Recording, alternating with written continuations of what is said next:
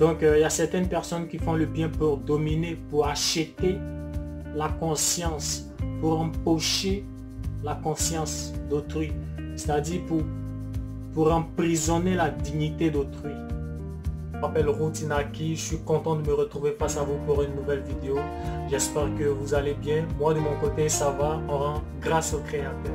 Vous savez, on a tous fait des cadeaux, on a tous reçu des cadeaux, mais à l'instant T où tu fais le cadeau, qu'est-ce qui se passe dans ton cœur?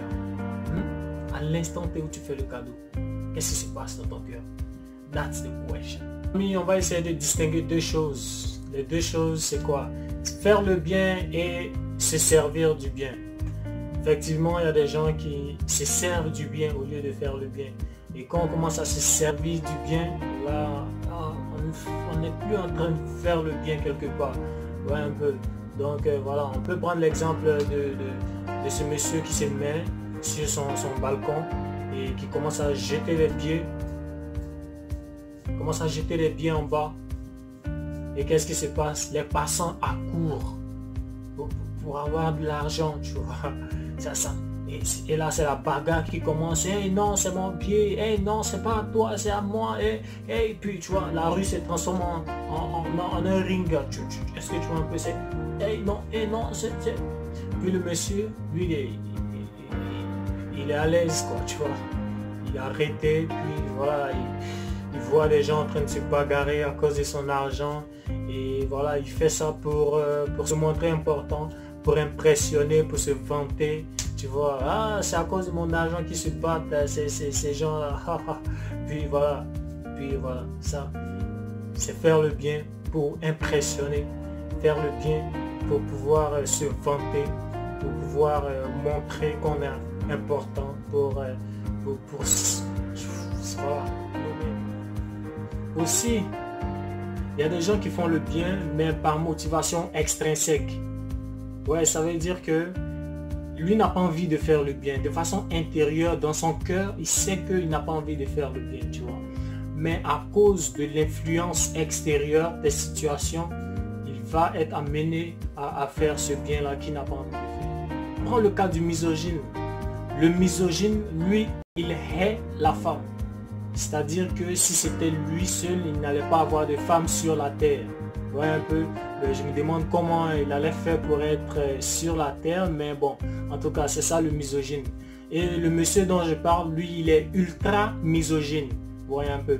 Donc, il veut même pas avoir affaire à une femme, tu vois. Donc, il se retrouve dans une situation où il y a un train qui arrive, un train à grande vitesse qui arrive, vous voyez. J'espère que c'est comme ça que le train fait là, mais bon, voilà. Et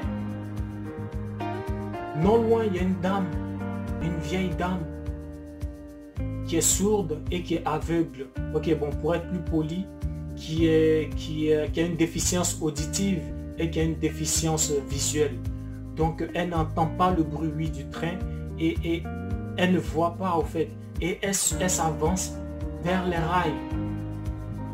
Elle s'avance vers les rails. Donc le misogyne, à cause de l'influence des caméras qui le filment et à cause du fait que s'il ne sauve pas la dame, ce serait non-assistance à la personne en danger, il va courir comme Superman, vous voyez un peu, il va courir comme Superman pour aller aider la dame et la sauver la vie de la dame.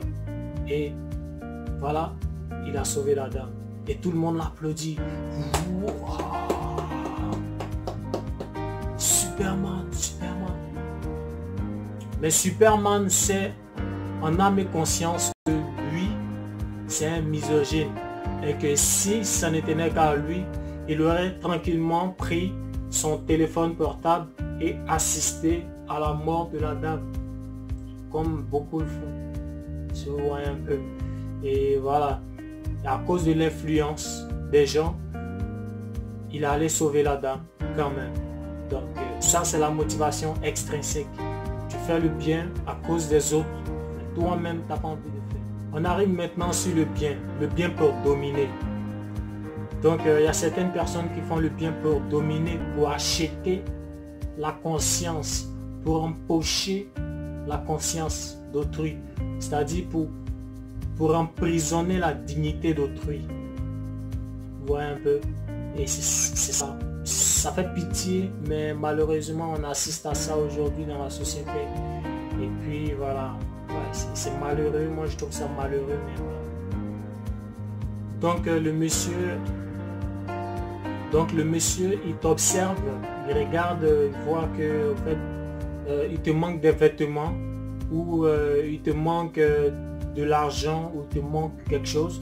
Il observe un besoin que tu as et il répond au besoin. Et effectivement, ça vient te toucher, ça te fait du bien en fait. Puis tu te sens tellement soulagé que voilà, tu te sens redevable auprès de cette personne-là. Et c'est cette redevabilité, j'espère que ça existe, cette redevabilité que la personne va chercher au fait. Donc la personne fait le bien pour la redevabilité. Est-ce que vous voyez un peu? Pour que tu ne puisses plus la regarder droit dans les yeux pour lui dire la vérité. Pour que quand tu puisses la voir, tu puisses baisser la tête. Et les personnes qui font le bien pour la redevabilité sont toujours prêts à rappeler aux autres leurs bienfaits. Sont toujours prêts à dire hey, je t'ai fait ceci, je t'ai fait cela, et t'es pas reconnaissant, et c'est comme ci, et c'est comme ça. Et voilà, c'est vraiment triste de le dire là. Mais voilà, malheureusement, on assiste à ça aujourd'hui. Donc famille, j'ai envie de dire que faire du bien puis attendre quelque chose en retour, c'est comme lancer un pépin d'orange dans les airs, puis dans les 3 secondes qui suivent, s'attendre à une orange. Vous voyez? C'est comme, je sais pas, c'est de la magie ou je sais pas. Tu seras déçu parce que c'est un pépin qui va retomber. Tu seras déçu. C'est pas une orange que tu vas avoir. Non, tu seras déçu. C'est sûr que tu seras déçu. Donc faire le bien, c'est comme planter une graine dans le sol. Un jour, ça va pousser. Même si ça prend du temps, un jour, ça va pousser. Aussi, ça peut pousser au moment où tu ne seras plus de ce monde. Mais c'est pas grave. Au moins, d'autres générations vont bénéficier du fruit de ton travail. Tes enfants vont en bénéficier, tes petits-enfants, tes arrière-petits-enfants, même des inconnus aussi vont en bénéficier. Le plus important, c'est pas de faire, c'est pas ce qu'on gagne, mais c'est ce qu'on doit faire. Je vous invite à liker, à vous abonner, à partager, puis Routinaki Vibes, ok? Routinaki Vibes.